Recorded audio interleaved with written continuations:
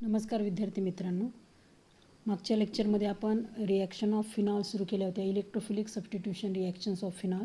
त्याच्यामध्ये आपण 2 रिॲक्शन्स घेतल्यात. पहिली होती हॅलोजिनेशन ऑफ फिनॉल्स, त्याच्यामध्ये आपण 2 रिॲक्शन घेतल्या. परत सेकंड घेतली आपण नायट्रेशन ऑफ फिनॉल, त्याच्यामध्ये सुद्धा 2 रिॲक्शन घेतल्यात.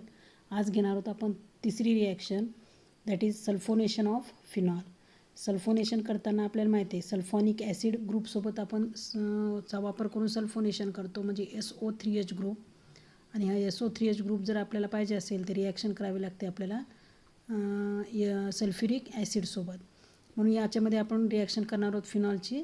Sulphuric acid phenol reacts with concentrated sulphuric acid at room temperature to give orthophenol sulphonic acid and at 373 kelvin म्हणजेच 100 डिग्री सेंटीग्रेडला phenol gives paraphenol sulphonic acid. म्हणजे इथं टेम्परेचर कंडिशन दिलेले आहेत पहा, लक्षात ठेवा. फिनॉलची रिॲक्शन आपण कॉन्सन्ट्रेटेड सल्फ्युरिक ॲसिडसोबतच करणार दोन्ही वेळेस, पण एक आहे रूम टेम्परेचरला, आणि जनरली आपण रूम टेम्परेचर किती घेतो 25 डिग्री सेंटीग्रेड म्हणजे 298 केल्विन. आणि त्या टेम्परेचरला आपल्याला प्रॉडक्ट जो मिळतो तो आहे ऑर्थोफिनॉल सल्फॉनिक ॲसिड. आणि टेम्परेचर जर 100 डिग्री सेंटीग्रेड म्हणजे 373 केल्विनला जर घेतलं तर आपल्याला प्रॉडक्ट मिळतो पॅराफिनॉल सल्फॉनिक ॲसिड. या ठिकाणी दोन्ही रिॲक्शन तुम्हाला एकत्र दिलेले आहेत बघा पुस्तकामध्ये. या ठिकाणी फिनॉल ते टेम्परेचर कंडिशन दिली, रिॲक्ट्स विथ H2SO4. H2SO4ला आपण असं सल्फॉनिक ॲसिड ग्रुप आपल्याला वेगळा करायचा आहे, SO3H ग्रुप, आणि उरलेला OH ग्रुप असा हा OH आणि SO3H असे आपण त्याचे 2 भाग करतो.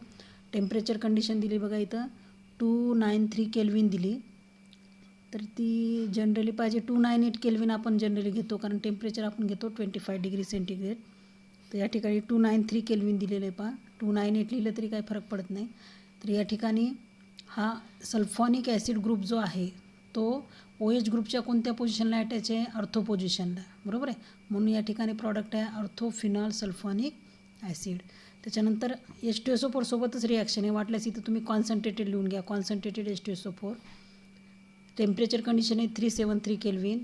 तर आपल्याला हा SO3H ग्रुप अटॅच कुठे मिळतो, पॅरा पोझिशनला. म्हणून या ठिकाणी या प्रॉडक्टचं नाव आहे पॅराफिनॉल सल्फॉनिक ॲसिड. म्हणजे टेम्परेचर कंडिशन चेंज झाले की मिळणारे प्रॉडक्ट्स काय होतात, चेंज होतात. त्याच्यानंतर आहे चौथी reaction, that is called Reimer Tiemann reaction. आता ही नवीन रिॲक्शन आहे जे तुम्हाला यावर्षी अभ्यासक्रमामध्ये आहे. 2-3 स्टेपमध्ये ही रिॲक्शन होते. Phenol is treated with chloroform. Solvent म्हणून काय वापरला इथं, chloroform CHCl3 in aqueous sodium hydroxide solution followed by hydrolysis with acid. Salicylaldehyde is formed. Salicylaldehyde या ठिकाणी प्रॉडक्ट मिळतो आपल्याला. And this reaction is known as Reimer Tiemann reaction. याच्यामध्ये लक्षात काय ठेवायचं आहे, क्लोरोफॉर्म सॉल्व्हंट वापरला आहे, त्याचं ॲक्वियस सोल्युशन करून घेतलं आहे सोडियम हायड्रॉक्साईडमध्ये. तर आपल्याला इंटरमिडिएट एक प्रॉडक्ट मिळतो आणि त्याचं हायड्रॉलिसिस करायचं आहे बाय युझिंग द ॲसिड, त्याला म्हणतो आपण ॲसिड हायड्रॉलिसिस. आपल्याला प्रॉडक्ट मिळतो salicylaldehyde. This reaction is known as Reimer Tiemann reaction. तर या ठिकाणी बघा 2 ते 3 स्टेपमध्ये ही रिॲक्शन आहे. फिनॉल क्लोरोफॉर्म वापरला आहे आपण या ठिकाणी, त्याचं ॲक्वियस सोल्युशन NaOHमध्ये केलं आहे. तर या ठिकाणी OH मधला H रिप्लेस होतो Na, हा O- आणि Na+, आणि त्याच्या अर्थो पोझिशनला अटॅच दाखवलेला बा CHCl2 ग्रुप. हा CHCl3 आहे ना, त्याच्यातला CHCl2. तर या ठिकाणी बाय प्रॉडक्ट तुम्हाला दिलेलं नाही, तर हा H बाहेर निघालेला आणि इथला एक Cl बाय प्रॉडक्ट काय तो या ठिकाणी HCl. परत याची रिॲक्शन NaOH सोबत दिलेली आहे पहा. तर NaOH सोबत रिॲक्शन म्हणजे परत या ठिकाणी O- Na+ला ॲज इट इज तसा आहे, पण हा CHCl2 ग्रुप कशात कन्वर्ट झाला आहे, CHO ग्रुपमध्ये. हा परत इंटरमिडिएटेड प्रॉडक्ट आहे, याचं आपण हायड्रॉलिसिस करायचं आहे बाय युझिंग ॲसिड किंवा H3O+ त्याचं रूपांतर होते हायड्रोनियम आयन. तर या ठिकाणी तुम्ही डायल्यूट HCl लिहिलं किंवा डायल्यूट H2SO4 लिहिलं तरी चालते. या ठिकाणी हा CHO ग्रुपला CHO ग्रुप आहे, हा O- Na+ हा जो ग्रुप आहे हा कन्वर्ट होतो OH ग्रुपमध्ये. तर आपल्याला प्रॉडक्ट मिळतो सॅलिसिलाल्डिहाइड. या ठिकाणी नुसता जर बेन्झिनिंग लावायचं असेल तर आपण फिनॉल म्हणतो, पण त्याच्या व्यतिरिक्त अर्थो पोझिशनला कोणता ग्रुप अटॅच झाला आहे, CHO. Therefore it is called salicylaldehyde. जर ह्या CHO ऐवजी जर इथं COH असेल COOH, तर याला म्हणतो आपण सॅलिसिलिक ॲसिड. तर हा सॅलिसिलिक ॲसिड मिळतो आपल्याला जर आपण हा क्लोरोफॉर्म जो वापरला आहे ना आपण क्लोरोफॉर्म, त्याच्याऐवजी जर आपण कार्बन टेट्राक्लोराईड जर सॉल्वंट वापरला तर आपल्याला या ठिकाणी प्रॉडक्ट सॅलिसिलिक ॲसिड मिळतं. या ठिकाणी दिले पहा तुम्हाला खाली, if carbon tetrachloride used in place of chloroform then salicylic acid is form. पण आपल्याला जी रिॲक्शन दिलेली आहे क्लोरोफॉर्मचा यूज करून आपण तीच रिॲक्शन लिहायची ज्यामध्ये प्रॉडक्ट मिळतो सॅलिसिलाल्डिहाइड. त्याच्यानंतर 5वी रिॲक्शन आहे Kolbe reaction. The treatment of sodium phenoxide with carbon dioxide at 398 Kelvin under pressure of 6 atm followed by acid hydrolysis, salicylic acid is formed and that reaction is known as Kolbe's reaction. आता ह्या salicylic ॲसिडलाच इथं नाव दिलेलं आहे पहा, ortho hydroxy benzoic acid. आता ह्याच्यामध्ये काय काय दिलेलं आहे पहा, सोडियम फिनॉक्साईड सोबत ट्रीटमेंट करायची म्हणून दिले, पण हा सोडियम फिनॉक्साईड आपण कोणापासून तयार करतो, फिनॉलपासून. जर तुम्ही सुरुवातीपासून रिॲक्शन लिहिली तर फिनॉल रिॲक्ट्स विथ कोणासोबत रिॲक्शन केल्यावर आपल्याला सोडियम फिनॉक्साईड मिळतो, आपण रिॲक्शन घेतलेले आहेत त्याच्यामध्ये अगोदर ती रिॲक्शन लिहिली तरी चालते किंवा डायरेक्ट इथं तुम्हाला कशासोबत रिॲक्शन दिली, सोडियम फिनॉक्साईडसोबत. पण हा सोडियम फिनॉक्साईड कोणापासून तयार करून घ्यायचा आहे, फिनॉलसोबत. नंतर त्याची रिॲक्शन करायची कार्बन डायऑक्साईडसोबत at 398 kelvin under pressure 6 atm आणि मग मिळालेल्या प्रॉडक्टला परत आपण ॲसिड हायड्रोलिसिस करायचं आहे तर आपल्याला शेवटचा प्रॉडक्ट मिळतो salicylic acid. That reaction is known as Kolbe's reaction. या ठिकाणी बघा सोडियम फिनॉक्साईडसोबतच रिॲक्शन दिली डायरेक्ट त्यांनी. Sodium phenoxide reacts with CO2. Condition दिल्या टेम्परेचर कंडिशन, प्रेशर कंडिशन. आपल्याला मिळतो सोडियम सॅलिसिलेट, हा इंटरमिडिएट प्रॉडक्ट मिळतो. याचं हायड्रोलिसिस करायचं आहे, हायड्रोलिसिस केल्यानंतर आपल्याला प्रॉडक्ट मिळतो सॅलिसिलिक ॲसिड. हा COONA हा ग्रुप आहे म्हणून याला म्हणले सोडियम सॅलिसिलेट. आणि हा COONA ग्रुप हायड्रोलिसिस केल्यानंतर कशात कन्वर्ट होतो, COOH ग्रुपमध्ये, म्हणून या प्रॉडक्टला म्हणतात salicylic acid. That reaction is known as Kolbe's reaction.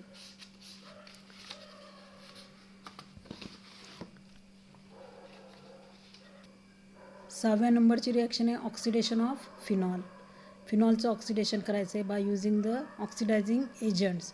Phenol on oxidation with chromic anhydride or sodium dichromate in presence of H2SO4 it gives parabenzoquinone. एकतर क्रोमिक अनहायड्राइड हा ऑक्सिडायझिंग एजंट वापरायचा किंवा सोडियम डायक्रोमेट. सोडियम डायक्रोमेट म्हणजे Na2Cr2O7. त्याचं solution कशात करायचं, in presence of H2SO4. आपल्याला potassium dichromate माहिती आहे K2Cr2O7, तसं सोडियम डायक्रोमेट हा आहे. It gives parabenzoquinone. आपल्याला प्रॉडक्ट मिळतो पॅराबेन्झोक्विनोन. हा फिनॉल या ठिकाणी असं लिहिलं आहे पहा. या ठिकाणी पहा CrO3 घ्या किंवा Na2Cr2O7 इन H2SO4. या ठिकाणी ऑक्सिडेशन होते, ऑक्सिडेशन होऊन आपल्याला जो प्रॉडक्ट मिळतो तो आहे पॅराबेन्झोक्विनोन. आता या ठिकाणी पॅराबेन्झोक्विनोन आहे तर ह्या दोन्ही जे CO ग्रुप आहेत या ठिकाणी काय आहे, C डबल बॉन्ड O हे ग्रुप एकमेकांच्या कोणत्या पोझिशनला आहेत, पॅरा पोझिशनला, म्हणून याला म्हणले parabenzoquinone. Phenol oxidises slowly giving a dark coloured mixture in presence of air. जर आपण हवेचा उपयोग करून किंवा O2चा उपयोग करून जर याचं ऑक्सिडेशन केलं तर आपल्याला फिनॉलचं ऑक्सिडेशन होते, पण फिनॉलचं ऑक्सिडेशन कसं होते, स्लोली होते आणि आपल्याला प्रॉडक्ट मिळतो अ dark coloured mixture in a presence of air. म्हणजे O2च्या प्रेझेन्समध्ये जर ऑक्सिडेशन केलं, ऑक्सिडायझिंग एजंट न वापरता O2 सोबत जर आपण याची रिॲक्शन केली तर आपल्याला dark coloured mixture of products मिळतात. त्याच्यानंतर 7वी रिॲक्शन आहे catalytic hydrogenation of phenol. Catalytic hydrogenation means reaction with hydrogen in the presence of catalyst, that is called catalytic hydrogenation. Phenol on catalytic hydrogenation gives cyclohexanol. In this reaction a mixture of vapors of phenol and hydrogen is passed over nickel catalyst at 433 Kelvin. इथून लिहू शकता तुम्ही, when a mixture of phenol vapors and hydrogen is passed over nickel catalyst at 433 Kelvin it gives cyclohexanol. त्या ठिकाणी बघा phenol 3H2 वापरले, त्याथे molecular हायड्रोजनचे किती molecules घेतले, 3 molecules in the presence of nickel catalyst at temperature 333 kelvin. हा benzene ring जी आहे, बेन्झिनची ring means alternate single आणि double bond आहेत हे सगळे सिंगल बॉन्डमध्ये कन्वर्ट होतात. आणि या ठिकाणी OH मिळालं आपल्याला. OH अटॅच इथं पण आहे, इथं पण आहे. बेन्झिन रिंगला आहे पण इथं सायक्लोहेक्झेनला आहे म्हणून नाव आहे सायक्लोहेक्झॅनॉल. त्याच्यानंतर रिडक्शन झाले म्हणजे एका डबल बॉन्डचं कन्व्हर्शन सिंगल बॉन्डमध्ये करताना आपल्याला H2 ॲड करावं लागते. इथं एक Hचा एक ॲटम, इथे एक Hचा ॲटम, म्हणजे असे किती H2 घेतलेत 3 मॉलिक्युल्स H2चे म्हणजे 6 हायड्रोजन ॲटम. इथे एक ॲड होईल, इथे एक 2 हायड्रोजनचे ॲटम, 3 4 5 आणि 6. तर असं आपल्याला सायक्लोहेक्झॅनॉल मिळते. ॲडिशन रिॲक्शन होते, बाय प्रॉडक्ट या ठिकाणी मिळत नाही. त्याच्यानंतर 8वी रिॲक्शन आहे reduction of phenol. Phenol is reduced to benzene on heating with zinc dust. जेव्हा आपण फिनॉलला झिंक डस्टसोबत हीट करतो तर आपल्याला काय मिळते, बेन्झीन हा प्रॉडक्ट मिळतो. Phenol when heated with zinc dust, वाटल्यास इथे हिटिंगचा सिम्बॉल द्यायचा आहे. When heated with zinc dust it gives the benzene. म्हणजे या ठिकाणी हा O आणि H मधला बॉन्ड आहे तो हा बॉन्ड ब्रेक होतो. H इथे या ठिकाणी ॲड होईल. इथं फ्री कोण राहतो, ऑक्सिजन. लक्षात, आपण इथं H सबस्टिट्यूट करून OH जोडलेला आहे. लक्षात घ्या, हा बॉन्ड ब्रेक झाल्यानंतर H इथं ॲड होईल या कार्बनला आणि ऑक्सिजन फ्री होतो. आणि ऑक्सिजन कोणासोबत रिॲक्ट होतो, झिंकसोबत. आपल्याला बाय प्रॉडक्ट मिळतो ZnO. आणि ह्या अशा प्रकारे आपण फिनॉल्सच्या इलेक्ट्रोफिलिक सबस्टिट्यूशन रिॲक्शन घेतलेल्या आहेत. तर या ठिकाणी आपण अल्कोहोल फिनॉल्स हे दोन्हीही चॅप्टर संपवलेले आहेत. सब चॅप्टर म्हणून आपण त्याला.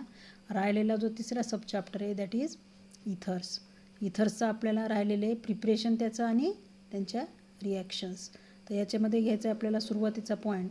या इथर्सचं जे इंट्रोडक्शन आहे, त्याची डेफिनेशन आहे, त्याचं क्लासिफिकेशन आहे, त्याचं नॉमेनक्लेचर आहे, आपण अगोदरच संपवलेलं आहे अल्कोहोल फिनॉलसोबत. पण याच्या मेथड्स ऑफ प्रिपरेशन आणि रिॲक्शन्स राहिलेले आहेत. त्याच्यामध्ये आपण पहिला पार्ट घेऊयात, preparation of ethers.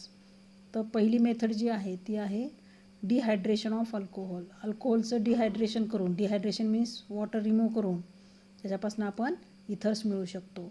When alcohol is heated with dehydrating agent like concentrated H2SO4 or H3PO4 phosphoric acid, two products either an ether or an alkene can form depending upon the temperature. Temperature कंडिशनवर कोणता product मिळणार आपल्याला, एक इथर product मिळतो किंवा alkene product मिळतो. हे कशावर अवलंबून असेल, आपण ती रिॲक्शन कोणत्या टेम्परेचरला घडवून आणली. For example dehydration of ethanol. Ethanol म्हणजे ethyl alcohol by H2SO4 gives ethoxy ethane. Ethoxy ethane काय आहे, इथर आहे, at 413 kelvin while ethene is formed at 443 kelvin. म्हणजे हायर टेम्परेचरला आपल्याला अल्किन प्रॉडक्ट मिळतात आणि त्याच्यापेक्षा लो टेम्परेचरला आपल्याला कोणते प्रॉडक्ट मिळतात, इथर्स. तर या ठिकाणी 2 मॉलिक्युल्स घेतलेत पहा, इथाइल अल्कोहोल म्हणा, याला इथॅनॉल म्हणा. इथॅनॉल आयुपेसिनियम आहे. H2SO4 413 केल्विनला जर आपण रिॲक्शन केली तर -H2O होतं. इथं बाय प्रॉडक्ट लिहिलेलं आहे पहा, -H2O, वॉटर निघून जाते. 2 अल्कोहोल मॉलिक्युलमधनं 1 वॉटर मॉलिक्युल जर काढला आपण तर आपल्याला प्रॉडक्ट मिळतो C2H5O C2H5. That is ethoxy ethane और it is also called diethyl इथर. दॅट इज द सिम्पल इथर and it is obtained by dehydration of 2 molecules of ethyl alcohol. आणि या ठिकाणी तुम्हाला ही पण रिॲक्शन दिली पहा, इथिलीन कसं मिळते, C2H5OH H2SO4 सोबत रिॲक्शन केली आपण 443 केल्विनला तर H2O निघून आपल्याला काय मिळतो, इथिलीन. याचं कॉमन नेम आहे इथिलीन, आयुपेसी नेम आहे ethene. Symmetrical ethers can be obtained from primary alcohols by this method. या मेथडने आपण सिमेट्रिकल इथर्स मिळवू शकतो आणि कोणापासनं, प्रायमरी अल्कोहोल्सपासनं. यूज ऑफ हायर टेम्परेचर और secondary tertiary alcohols gives alkene as the major product. आपण प्रायमरी अल्कोहोल्सऐवजी जर सेकंडरी किंवा टर्शरी अल्कोहोल्स वापरले आणि हायर टेम्परेचर जर या ठिकाणी टेम्परेचर कंडिशन जर हायर असेल तर आपल्याला इथर्सऐवजी कोणते प्रॉडक्ट मिळतात, अल्किन्स प्रॉडक्ट मिळतात ॲज अ मेजर प्रॉडक्ट म्हणून. नंतर या ठिकाणी बघा, ह्या डिहायड्रेशन ऑफ अल्कोहोल्सपासून जे इथर्स मिळवण्याची प्रोसिजर आहे त्याचं तुम्हाला मेकॅनिझम दिले डू यू नोमध्ये. Dehydration of alcohols to form ether is a SN2 reaction. आता SN2 आणि SN1 काय आपण हॅलोजन डेरिव्हेटिव्हमध्ये पाहिलेलं आहे. SN2 reaction that is biomolecular nucleophilic substitution reaction. Protonated alcohol species undergoes a backside attack by second molecule of alcohol in a slow step. Subsequent fast deprotonation results in the formation of ether. पहिल्या स्टेपमध्ये काय होते या ठिकाणी, protonated alcohol undergoes a backside attack by second molecule of alcohol. पहिल्या स्टेपमध्ये आपल्याला त्या अल्कोहोलचं प्रोटोनेशन करायचं आहे, आपल्याला प्रोटोनेटेड अल्कोहोल मिळतो. आणि सेकंड स्टेपमध्ये त्या प्रोटोनेटेड अल्कोहोलच्या बॅक साईडने सेकंड मॉलिक्यूल ऑफ अल्कोहोल हा अटॅक होतो आणि आपल्याला डिप्रोटोनेशन त्या ठिकाणी घडून येते आणि आपल्याला मिळते फॉर्मेशन ऑफ इथर. तर या ठिकाणी स्टेप दिलेले आहेत पहा. 3 स्टेपमध्ये ही रिॲक्शन होते. प्रोटोनेशन होते पहिल्यांदा, अल्कोहोलचं प्रोटोनेशन मीन्स H+ या ठिकाणी ॲड होईल. ऑक्सिजनवर 2 लोन पेअर ऑफ इलेक्ट्रॉन दाखवले, त्या ठिकाणी H+ चे ॲडिशन होते. या ठिकाणी पहा C2H5O या ठिकाणी हा H ॲड झालेला आहे, प्रोटोनेशनचा H ॲड केला आहे आपण या ठिकाणी. आणि या ठिकाणी एक लोन पेअरची जोडी दाखवली नाही पहा. या ठिकाणी तुम्ही हा प्लस चार्ज या साईडला लिहून एक लोन पेअर ऑफ इलेक्ट्रॉनची जोडी दाखवू शकता याच्यावर, कारण एक कॅन्सल होईल H+मुळे. ऑक्सिजनवर येतो पॉझिटिव्ह चार्ज. ह्याला म्हणायचं प्रोटोनेटेड अल्कोहोल. वाटल्यास नाव लिहून घ्या, हा इथाइल अल्कोहोल, हा प्रोटोनेटेड इथाइल अल्कोहोल. सेकंड स्टेपमध्ये काय होते, हा जो प्रोटोनेटेड अल्कोहोल आहे या ठिकाणी बघा, हा दाखवला आहे प्रोटोनेटेड अल्कोहोल, बरोबर आहे. ह्या कसा दाखवला आहे बघा, C2H5 च्या ऐवजी या ठिकाणी लिहिले CH3 CH2 आणि हा OH. हा प्रोटोनेटेड आपल्या पहिल्या स्टेपमध्ये तयार झालेला हा प्रॉडक्ट आहे, त्याला या ठिकाणी या पद्धतीने लिहिले, बरोबर आहे. आणि सेकंड मॉलिक्यूल जो आहे अल्कोहोलचा, कारण याच्यामध्ये इथर्स तयार होताना 2 मॉलिक्यूल्स घेतो आपण अल्कोहोलचे. हा फर्स्ट मॉलिक्यूल फर्स्ट स्टेपमध्ये वापरला आहे आपण, हा सेकंड मॉलिक्यूल आहे. सेकंड स्टेपमध्ये काय दिले तुम्हाला, जेव्हा प्रोटोनेटेड अल्कोहोल ही स्पेसिस तयार होते, त्या प्रोटोनेटेड अल्कोहोलवर बॅक साईडने अटॅक होतो सेकंड मॉलिक्यूल ऑफ अल्कोहोलचा. आता ह्या ठिकाणी बघा CH2 आणि O याच्यामधला जो बॉन्ड आहे तो बॉन्ड ब्रेक होऊन कोणाकडे इलेक्ट्रॉन चालले आहेत, ऑक्सिजनकडे, किंवा ऑक्सिजन हा मोर इलेक्ट्रो निगेटिव्ह आहे, म्हणजे हा बॉन्ड काय होतो, ब्रेक होतो. म्हणजे OH ही स्पेसिस बाहेर पडते, कोणत्या फॉर्ममध्ये, H2Oच्या फॉर्ममध्ये. आणि ह्या कार्बनवर येतो पॉझिटिव्ह चार्ज, आणि हा पॉझिटिव्ह चार्ज, ह्या पॉझिटिव्ह चार्जकडे कोण अट्रॅक्ट होतं, हा ऑक्सिजन. बॅक साईडने अटॅक होतो, म्हणून इकडून या बॅक साईडने दाखवलेलं आहे त्याला. तर या ठिकाणी पहा C2H5 हा अटॅक व्हायला नाही याच्यावर, तर लिहिले पहा C2H5 ओवर आता कोणता चार्ज येईल, पॉझिटिव्ह चार्ज, त्याला अटॅच आहे H या ठिकाणी दाखवलेला आहे. आणि त्याला कोणासोबत बॉन्ड तयार होईल, CH2 सोबत, बरोबर आहे. इथली एक लोन पेअर ऑफ इलेक्ट्रॉन जोडी अट्रॅक्ट होते कार्बनकडे, कारण कार्बनवर कोणता चार्ज आहे, पॉझिटिव्ह चार्ज, लक्षात. मग हा बॉन्ड कोणामध्ये तयार होतो, ऑक्सिजन आणि ह्या कार्बनमध्ये, म्हणजे CH2. आणि ह्या CH2ला काय अटॅच आहे आपला, CH3, आला. या ठिकाणी असा प्रॉडक्ट तयार होतो. C2H5O ला H अटॅच आहे, C2H5OH.